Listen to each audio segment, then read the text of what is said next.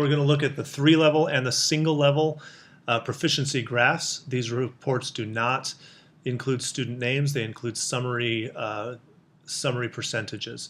All of the graphs that use summary percentages can be found in achievement graphs. Again, often I use district-wide data, but if you want to find data for only a certain school, you can. In smaller districts, it's not necessary because if you select a grade, you are by default selecting a school. But in larger districts, sometimes you do want to select a certain building. Same with class. I usually leave class blank. We'll select the test that we're going to be looking at. Let's select Iowa Assessments Reading. The graph format is 3-level proficiency graph. We're also going to look at single-level proficiency graph. They're the same graph, it's just that one shows you not proficient, proficient, and advanced. This one shows you only the percentage of students who are proficient. So we'll look at 3-level. When you get to this page, you have to select a grade that you want to start with. I'm going to select grade 8.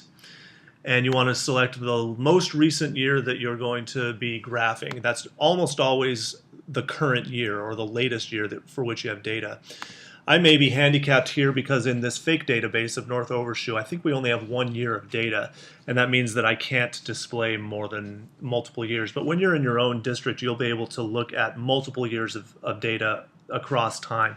I'm going to say to show me 3 years of data just because that's what you may want to do. You may even want to show more. But in this case, in my case, I'm probably only going to see 1 grade. Over here with the cohorts, 3 of these are ones that you'll really want to pay attention to. One is the cross-sectional single year. In this case, that would be 5 years of 8th graders. So cross-sectional would be 8th graders in 13-14, 8th graders in 12-13, 8th graders in 11-12, and so on back 5 years. So it'd be a different group of kids 5 years in a row.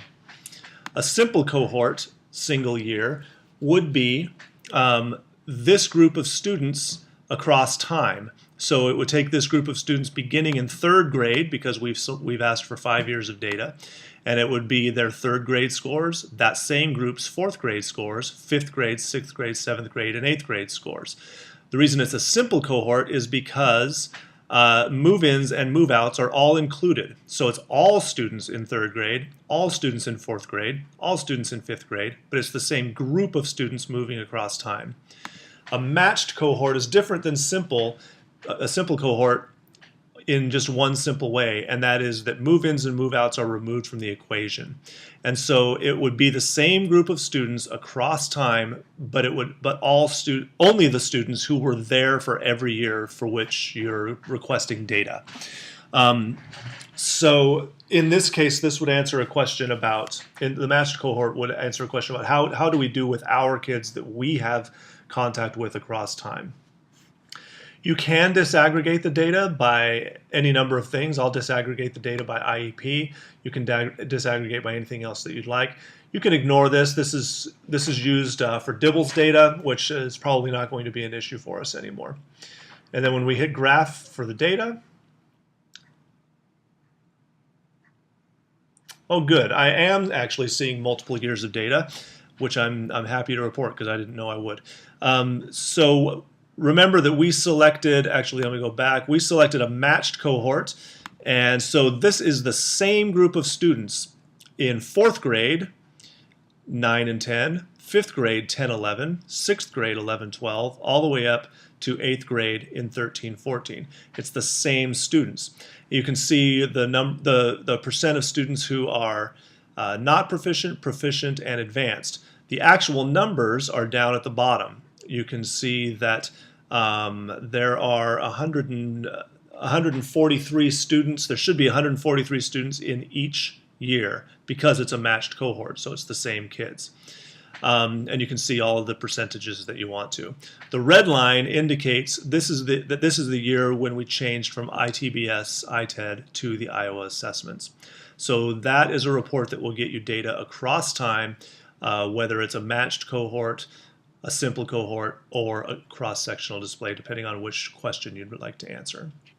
I'm going to close that, and we'll just look really quickly at What if we wanted to look just at, sometimes the question is just what percentage of our students are proficient, and you're not interested in dividing them up in any other way. It's the exact same thing. In fact, I'll change it to a simple cohort this time.